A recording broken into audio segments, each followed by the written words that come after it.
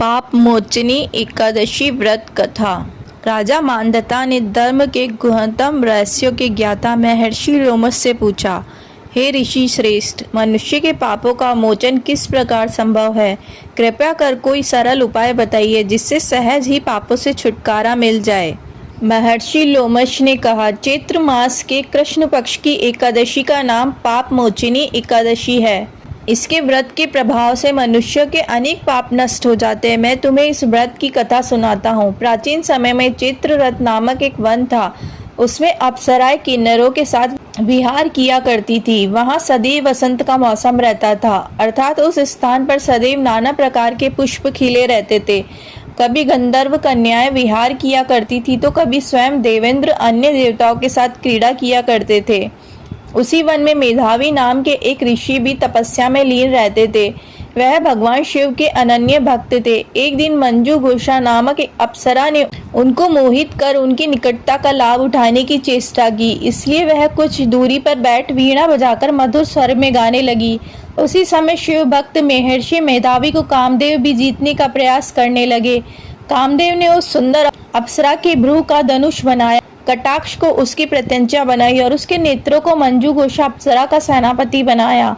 इस तरह कामदेव अपने शत्रु पर विजय प्राप्त करने हेतु तैयार थे। उस समय महर्षि मेधावी भी युवा अवस्था में थे। उस मुनि को देखकर कामदेव के वश में हुई मंजू घोषा ने धीरे धीरे मधुर वाणी से वीणा पर गायन आरंभ किया तो महर्षि मेधावी भी मंजू घोषा के मधुर गायन पर तथा उसके सौंदर्य पर मोहित हो गए। वह अप्सरा मेधावी मुनि को कामदेव से पीड़ित जानकर उनसे आलिंगन करने लगी। महर्षि मेधावी उस अप्सरा के सौंदर्य पर मोहित होकर शिव रहस्य को भूल गए तथा काम के वशीभूत होकर उसके साथ रमण करने लगे। काम के वशीभूत होने के कारण मुनि को उस समय दिन रात का कुछ भी ज्ञान न रहा तथा अत्यंत दीर्घ काल तक वह दोनों रमण करते रहे। इसके बाद मंजू घोषा मुनि से बोली, हे ऋषिवर, अब मुझे बहुत समय हो गया, अतः स्वर्ग जाने की आज्ञा दीजिए। अप्सरा की बात सुनकर ऋषि ने कहा, हे मोहिनी, संध्या को तो आई हो, थोड़े समय ठहरो, प्रातः काल होने पर चली जाना। इसी प्रकार दोनों ने साथ साथ बहुत लंबा समय व्यतीत किया। मंजू घोषा ने फिर ऋषि से स्वर्ग जाने की बात कही, लेकिन मुनि ने फिर अप्सरा से ठहरने को कहा। मुनि की बात सुन अप्सरा ने कहा, हे ऋषिवर, आपकी रात्रि तो बहुत लंबी है। आप स्वयं ही विचार कीजिए कि मुझे आपके पास आए कितना समय व्यतीत हो गया है। अब और अधिक समय तक ठहरना क्या उचित है? अप्सरा की बात सुन मुनि को समय का बोध हुआ और वह गंभीरता पूर्वक विचार करने लगे। जब उन्हें समय का ज्ञान हुआ कि उन्हें रमण करते 57 वर्ष व्यतीत हो चुके हैं तो उस अप्सरा को वह काल रूप समझने लगे। इतना अधिक समय भोग विलास में व्यर्थ चला जाने पर उन्हें बड़ा क्रोध आया। अब वह भयंकर क्रोध में जलते हुए उस तप नाश करने वाली अप्सरा की तरफ भ्रुकुटी तानकर देखने लगे। क्रोध से थरथराते स्वर में मुनि ने उस अप्सरा से कहा, मेरे तप को नष्ट करने वाली दुष्टा, तू महापापिनी और बहुत ही दुराचारिणी है। तू मेरे श्राप से पिशाचिनी बन जा। मुनि के क्रोध युक्त श्राप से वह अप्सरा पिशाचिनी बन गई। यह देखकर वह व्यतीत होकर बोली, हे ऋषिवर, अब मुझ पर क्रोध त्याग कर प्रसन्न होइए और कृपया करके बताइए कि इस श्राप का निवारण किस प्रकार होगा। विद्वानों ने कहा कि साधुओं की संगत उत्तम फल देने वाली होती है और आपके साथ तो मेरे बहुत वर्ष व्यतीत हुए हैं। अतः अब आप मुझ पर प्रसन्न हो जाइए, अन्यथा लोग कहेंगे कि एक पुण्य आत्मा के साथ रहने पर मंजू घोषा को पिशाचिनी बनना पड़ा। मंजू घोषा की बात सुनकर मुनि को अपने क्रोध पर अत्यंत ग्लानि हुई, साथ ही अपनी अपकीर्ति का भय भी हुआ। अतः पिशाचिनी बनी मंजू घोषा से मुनि ने कहा, तूने मेरा बड़ा बुरा किया है, किंतु फिर भी मैं तुझे इस श्राप से मुक्ति का उपाय बतलाता हूँ। चैत्र मास के कृष्ण पक्ष की जो एकादशी है उसका नाम पाप मोचनी है।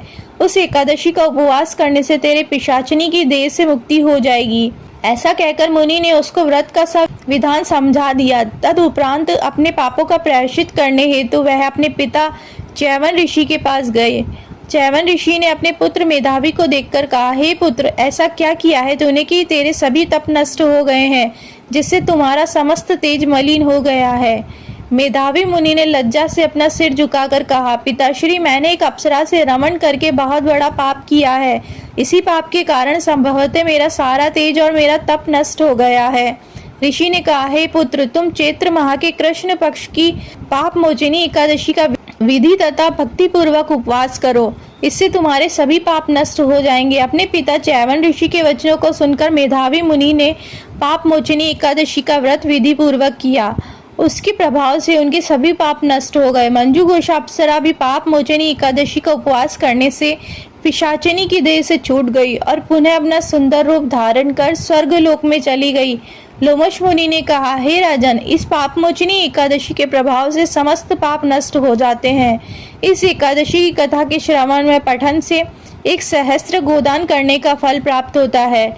इस उपवास के करने से ब्रह्म हत्या, स्वर्ण की चोरी, मद्यपान तथा अगम्य गमन करना आदि भयंकर पाप भी नष्ट हो जाते हैं तथा अंत में स्वर्ग लोक की प्राप्ति होती है।